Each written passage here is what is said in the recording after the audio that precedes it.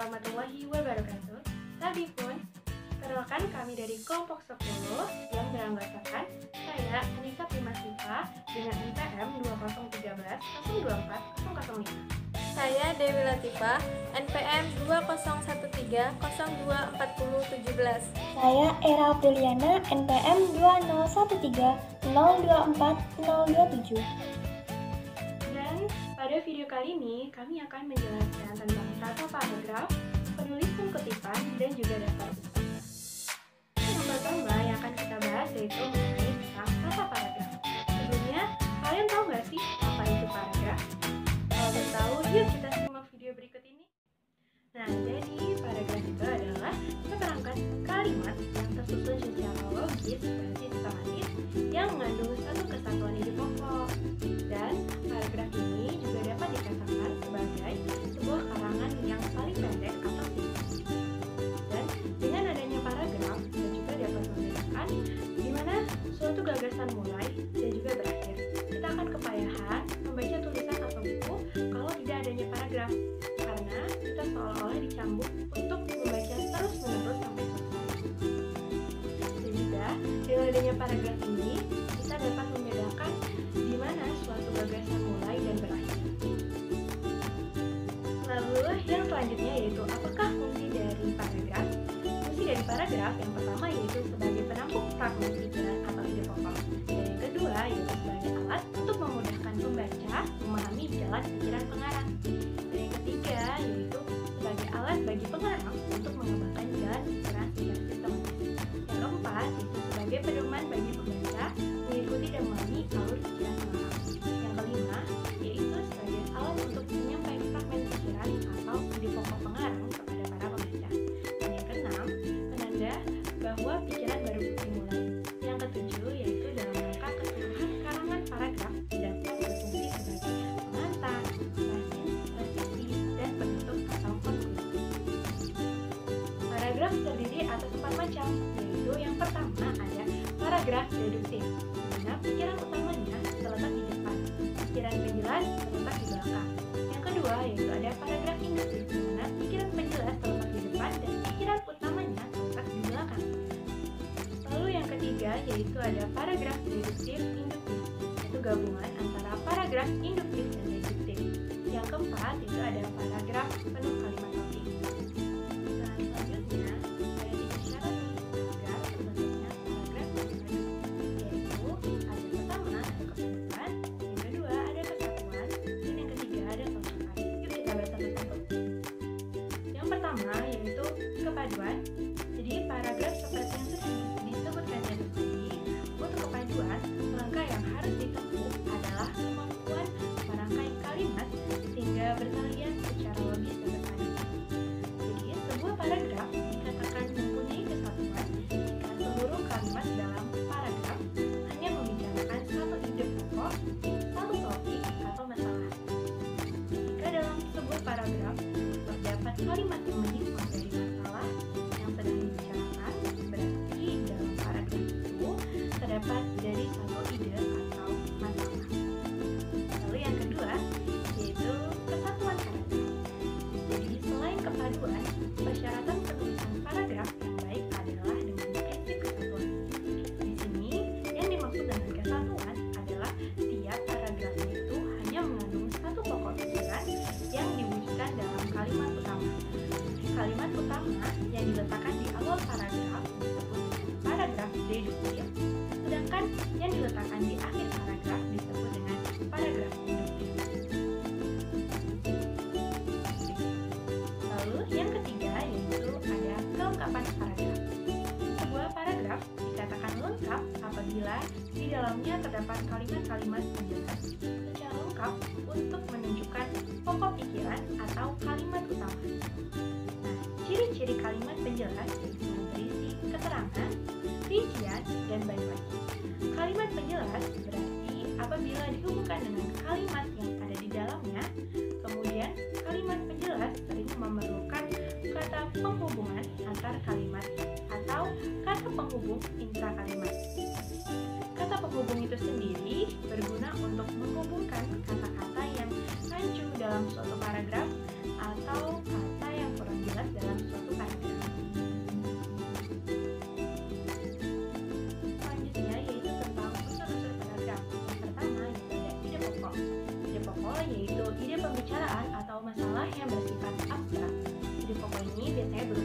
frase, atau klausa. Yang kedua yaitu ada kalimat topik. Kalimat topik yaitu perwujudan pernyataan ide pokok dalam bentuk permasalahan. Yang ketiga yaitu ada ide pengembang. Ide pengembang yaitu rincian atau penjelasan ide pokok dalam bentuk yang konkret. Ide pengembang berupa kata, frase, atau klausa.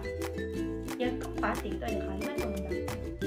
Kalimat pengembang yaitu perwujudan pernyataan ide pengembang dalam bentuk konkret. Yang kelima yaitu ada kalimat penegas. Kalimat penegas yaitu kalimat yang berfungsi untuk menegaskan dengan cara mengulang bentuk kalimat topik pada bagian akhir paragraf. Yang keenam yaitu ada transisi. Transisi yaitu masa rantai penghubung paragraf. Transisi berfungsi sebagai penunjang koherensi atau kepaduan antar kalimat antar paragraf dalam suatu karangan. Penulisan paragraf itu tidak semudah yang biasa kita tuangkan, namun banyak hal yang perlu kita perhatikan dalam kegiatan menulis. Dan ilmu yang kita terima mengenai tata paragraf ini sesungguhnya menjadi dasar ilmu yang paling penting dalam mendukung dunia perkuliahan kita. Penulisan paragraf yang terdiri dari beberapa pengaturan tersebut memang sudah sepantasnya menjadi bekal pengantar penulisan karya tulis ilmiah yang baik dan benar, dan juga manfaat penulisan serta maksudnya tersampaikan secara jelas kepada para pembaca. Nah, di sini saya akan membahas mengenai penulisan kutipan. Yang sebelumnya, kita pelajari dulu apa itu kutipan. Menurut Kamus Besar Bahasa Indonesia, kutipan adalah pengambil alihan satu kalimat atau lebih dari karya tulisan lain untuk tujuan ilustrasi atau memperkokoh argumen dalam tulisan sendiri. Kutipan adalah bagian dari pernyataan, pendapat, buah pikiran, definisi, rumusan, atau hasil penelitian dari penulis lain atau penulis sendiri yang telah terdokumentasi. Menurut Keraf 1999, walaupun kutipan atas pendapat seorang ahli itu diperkenankan, tidaklah berarti bahwa sebuah keseluruhan tulisan dapat terdiri dari kutipan-kutipan. Yang selanjutnya yaitu manfaat penggunaan kutipan. Yang pertama, menegaskan isi uraian. Kedua, membuktikan kebenaran dari sebuah pernyataan yang dibuat oleh penulis. Yang ketiga, memperlihatkan kepada pembaca materi dan teori yang digunakan penulis untuk mengkaji interpretasi penulis terhadap bahan kutipan yang digunakan. 4. Menunjukkan bagian atau aspek topik yang akan dibahas. 5. Kegiatan pengutipan dapat menghindari pengutip dari kegiatan plagiarisme. Yang selanjutnya yaitu tujuan kutipan. Kutipan adalah pengokohan argumentasi dalam sebuah karangan. Seorang penulis tidak perlu membuang waktu untuk menyelidiki suatu hal yang sudah dibuktikan kebenarannya oleh penulis lain. Penulis cukup mengutip karya orang lain tersebut. Dengan demikian, kutipan memiliki tujuan sebagai 1. Landasan teori, 2. Penguat pendapat penulis, 3. Penjelasan suatu uraian, dan 4. Bahan bukti untuk menunjang suatu kutipan.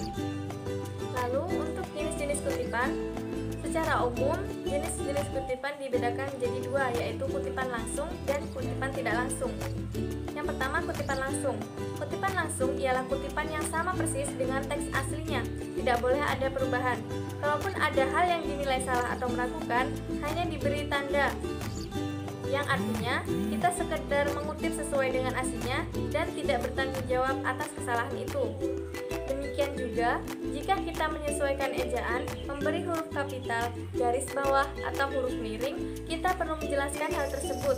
Misal, huruf miring dari pengutip, atau ejaan disesuaikan dengan EYD, dan lain-lain. Bila dalam kutipan tersebut terdapat huruf atau kata yang salah, lalu dibetulkan oleh pengutip, harus digunakan huruf siku. Untuk jenis yang kedua, yaitu kutipan tidak langsung, atau biasa disebut juga kutipan isi. Dalam kutipan tidak langsung, kita hanya mengambil intisari pendapat yang kita kutip.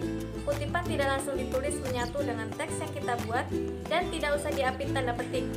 Penyebutan sumber dengan sistem catatan kaki dapat juga dengan sistem catatan langsung. Kemudian, aturan penulisan kutipan. Ada beberapa hal yang perlu diketahui dalam melakukan penulisan kutipan dan sumber kutipan. Yang pertama, kutipan ditulis dengan menggunakan dua tanda petik. Jika kutipan ini merupakan kutipan pertama atau dikutip langsung dari penulisnya. jika kutipan itu diambil dari kutipan, maka kutipan tersebut ditulis dengan menggunakan satu tanda petik. 2. Jika bagian yang dikutip terdiri atas 3 baris atau kurang, kutipan ditulis dengan menggunakan tanda petik sesuai dengan ketentuan pertama, dan penulisannya digabung ke dalam paragraf yang ditulis oleh pengutip, dan dititik dengan jarak 2 spasi. 3. Jika bagian dari yang dikutip ada bagian yang dihilangkan, maka penulisan bagian itu diganti dengan 3 buah titik. Nah, itu dia aturan penulisan kutipan. Yang selanjutnya yaitu untuk aturan penulisan sumber kutipan. Yang pertama, jika sumber kutipan mendahului kutipan, cara penulisannya adalah nama penulis yang diikuti dengan tahun penerbitan dan nomor halaman yang dikutip. Yang keduanya diletakkan di dalam kurung. 2. Jika sumber kutipan ditulis setelah kutipan, maka nama penulis, tahun penerbitan, dan nomor halaman yang dikutip semuanya diletakkan di dalam kurung. 3. Jika penulis terdiri atas 2 orang, maka nama keluarga kedua penulis tersebut harus disebutkan. Sedangkan jika penulisnya lebih dari 2 orang, maka yang disebutkan nama keluarga pertama penulis dan ditulis dengan huruf miring. Yang keempat, jika sumber kutipan itu adalah beberapa karya tulis dari penulis yang sama pada tahun yang sama, maka cara penulisannya adalah dengan menambah huruf A, B, dan seterusnya pada tahun penerbitan. 5. Jika sumber kutipan itu tanpa nama, maka penulisnya adalah anonim. 6. Jika yang diutarakan pokok-pokok pikiran seorang penulis, tidak perlu ada kutipan langsung, cukup dengan menyebutkan sumbernya. Bagian yang terakhir adalah cara mengutip. Cara-cara yang harus dilakukan ketika mengutip adalah 1. Mengutip kutipan langsung kurang dari 4 baris. Dengan cara kutipan terintegrasi dengan teks penulis dalam satu paragraf, jarak antar baris 1,5 sampai 2 spasi, kutipan diapit oleh tanda kutip. Yang kedua, mengutip kutipan langsung lebih dari 5 baris. Kutipan dipisahkan dari teks penulis dalam jarak 2,5 sampai 3 spasi. Seluruh kutipan ditulis menjorok ke kanan, yaitu 5 sampai 7 spasi dari kiri teks penulis. Jarak antar baris 1 spasi, dan kutipan boleh diapit tanda kutip ataupun tidak. Yang ketiga, mengutip kutipan tidak langsung. Kutipan terintegrasi dengan teks penulis dalam satu paragraf. Jarak antar baris 1,5 sampai 2 spasi, dan kutipan tidak diapit oleh tanda kutip. Yang selanjutnya, mengutip kutipan di kaki halaman. Kutipan terpisah dari teks penulis, yaitu ditulis di kaki halaman. Jarak antar baris 1 spasi, dan kutipan diapit tanda kutip. Nah, sekian untuk materi penulisan kutipan. Daftar pustaka. Daftar pustaka atau daftar sumber rujukan harus memuat semua sumber yang telah diacu dalam naskah karya ilmiah. Dalam merujuk sumber rujukan, penulis karya ilmiah dapat mendasarkan, membandingkan, dan hanya menunjuk pendapat, temuan, data, atau informasi dari sumber yang telah dirujuk. Aturan dalam penulisan daftar pustaka. Yang pertama, sumber kutipan yang dinyatakan dalam karya ilmiah harus ada dalam daftar pustaka dan sebaliknya. Yang kedua, literatur yang dicantumkan dalam daftar pustaka hanya literatur yang menjadi rujukan dan dikutip dalam karya ilmiah. Yang ketiga, daftar pustaka ditulis atau diketik 1 spasi berurutan secara alfabetis tanpa nomor. Yang keempat, jika literatur ditulis oleh 1 orang nama penulis, ditulis nama belakangnya terlebih dahulu.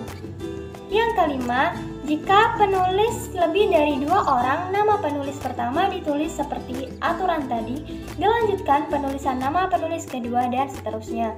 Yang keenam, penulisan daftar pustaka tidak boleh menggunakan et al arte yang berarti dan lain-lain.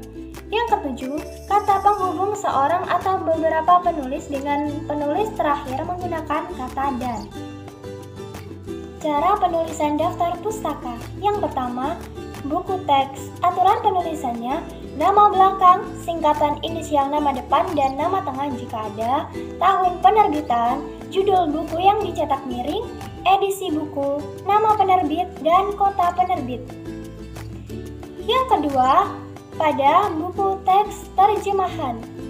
Aturan penulisannya, yaitu nama belakang, penulis asli, inisial, nama depan dan nama tengah jika ada, tahun penerbitan, judul buku asli yang dicetak miring, edisi atau cetakan, nama penerbit, kota penerbit, nama penerjemah, tahun, judul buku yang dicetak miring, edisi atau cetakan, nama penerbit, kota penerbit.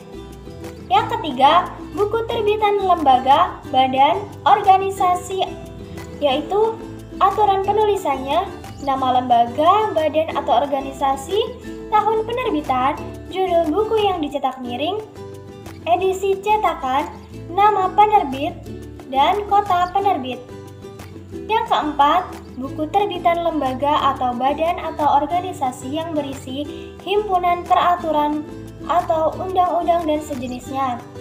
Aturan penulisannya, nama lembaga atau badan atau organisasi, tahun penerbitan, judul peraturan atau undang-undang yang dirujuk, dicetak miring, nomor atau seri peraturan undang-undang, edisi cetakan, nama penerbit, dan kota penerbit.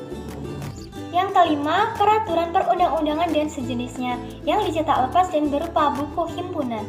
Aturan penulisannya, nomor dan tahun peraturan undang-undang, judul peraturan yang dirujuk, dicetak miring, tanggal pengesahan atau penerbitan jika ada, nomor lembaran negara jika ada, organisasi penerbit jika ada, kota tempat pengesahan atau penerbitan. Yang keenam, artikel dalam jurnal.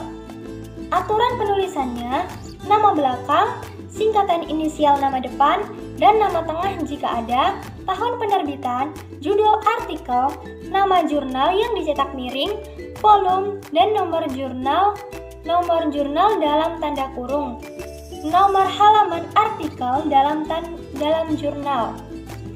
Yang ketujuh, artikel seminar atau simposium dalam prosiding. Aturan penulisan, nama belakang, singkatan inisial nama depan, dan nama tengah jika ada, tahun penerbitan, nama prosiding yang dicetak miring, nomor, volume, prosiding jika ada, tanggal seminar atau simposium, penerbit prosiding jika ada, yang dicetak miring, nomor halaman artikel dalam prosiding. Yang kedelapan, artikel seminar atau simposium cetak lepas.